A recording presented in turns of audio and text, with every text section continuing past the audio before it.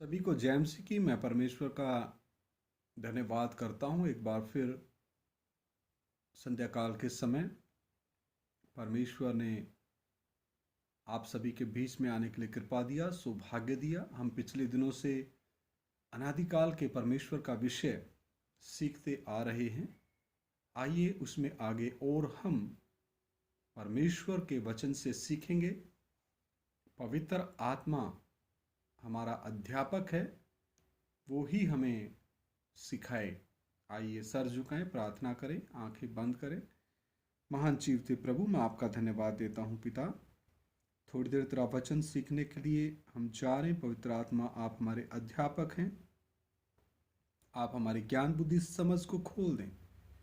एक एक भाई बहन, बच्चे बुजुर्ग, नौजवान, माता पिता, सब आपके स्वरूप और समानता में बनाए गए हैं प्रभु। आपने हर एक मनुष्य को अपना स्वरूप और समानता दिया है पिता। हालेलुया। आपने कोई भी धर्म नहीं बनाया मेरे परमेश्वर। आपने आदम और हव्वा को बनाया और उनको अपना स्वरूप और समानता दिया पिता। अनादिकाल के परमेश्वर के विषय को सीखने के लिए एक एक ही ज्ञान बुद्धि समझ प्रभु यीशु मसीह के नाम में खुल जाए और सब अपने आत्मिक पिता परमेश्वर के साथ अपना व्यक्तिगत रिश्ता मजबूत कर लें। प्रभु यीशु मसीह के नाम से मांगते सुनो और ग्रहण करो, आमीन। आइए हम नहमिया की पुस्तक पहला अध्याय 4 और 5 वचन पढ़ता हूँ। नहमिया की पुस्तक पहला अध्याय 4 वचन और 5 वचन। नहमिया पहला अध्याय 4 और 5। ये बातें सुनते ही मैं बैठकर रोने लगा। कौन? नहमिया।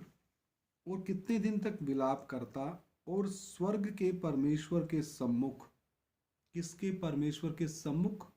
स्वर्ग के परमेश्वर के सम्मुख उपवास करता और यह कहकर प्रार्थना करता रहा, हे स्वर्ग के परमेश्वर यहोवा। कहाँ का परमेश्वर? हे स्वर्ग के परमेश्वर यहोवा, हे महान और भय योग्य ईश्वर, तू जो अपने प्रेम रखने वाले और आज्ञा मानने वाले के विषय अपनी वाचा पालता और उन पर करुणा करता है।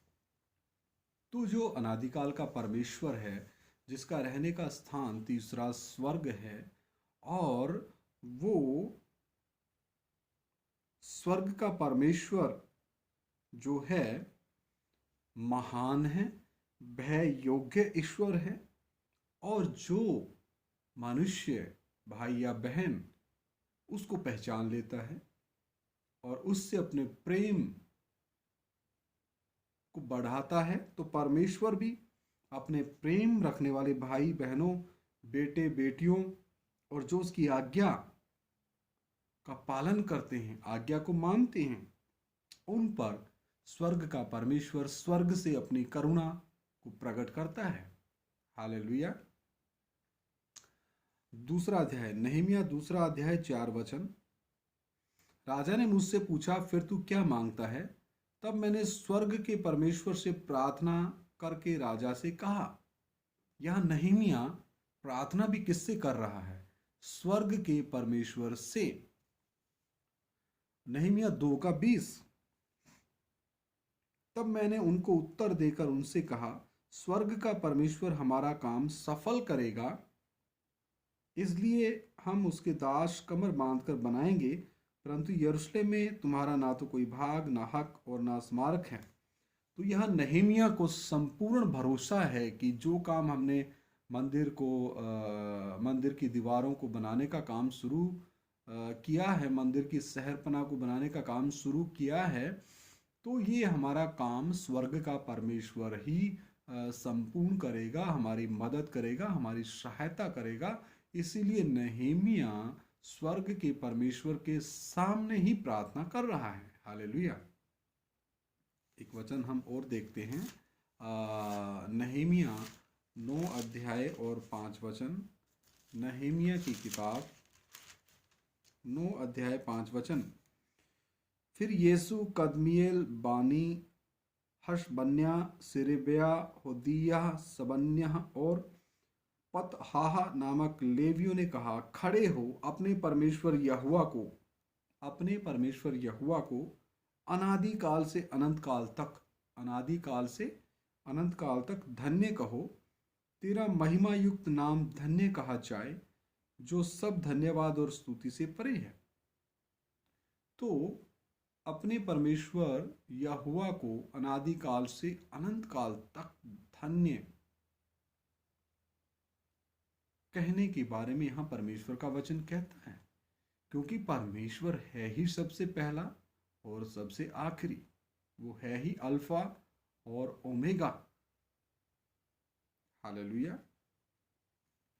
और हम एक वचन पढ़ के प्रार्थना करेंगे। इसी नहमीया 9 का 6 वचन, तू ही अकेला यहोवा है, स्वर्ग वरन सबसे ऊंचे स्वर्ग और उसके सब गण। तो पिछली वीडियोस में हम 3 प्रकार के स्वर्ग के बारे में जान चुके हैं।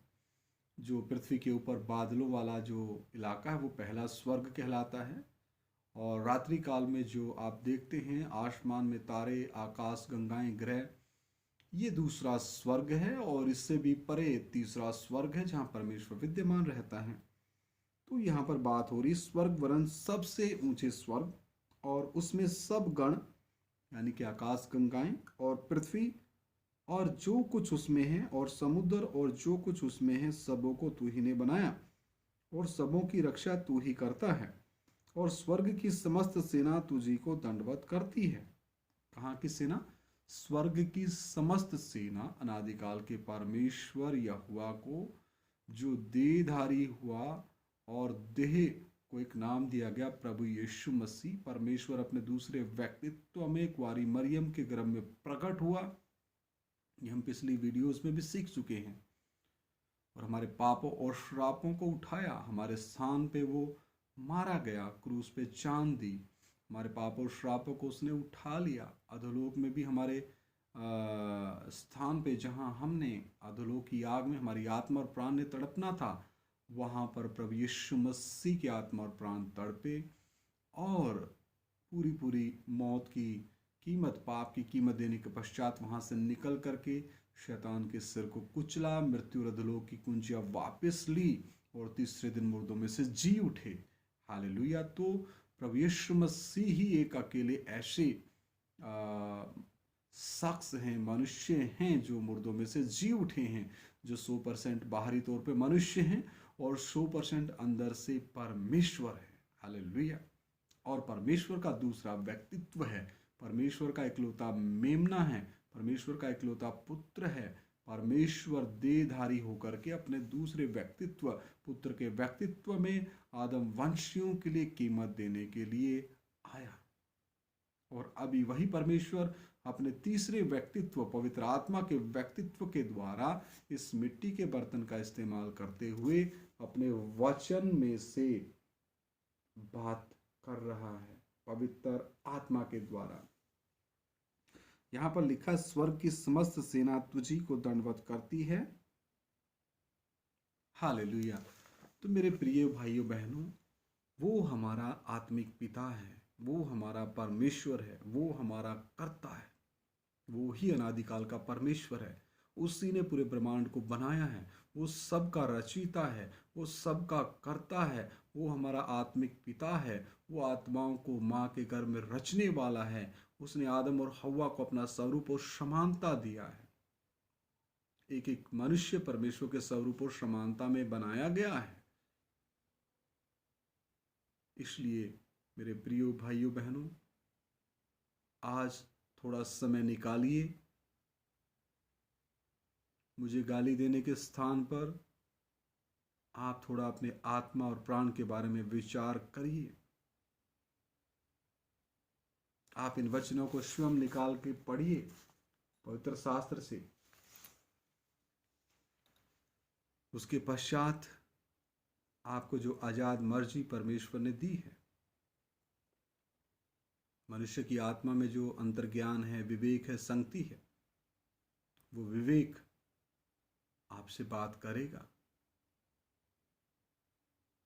हालेलुया। आइए सर झुकाएं, प्रार्थना करें।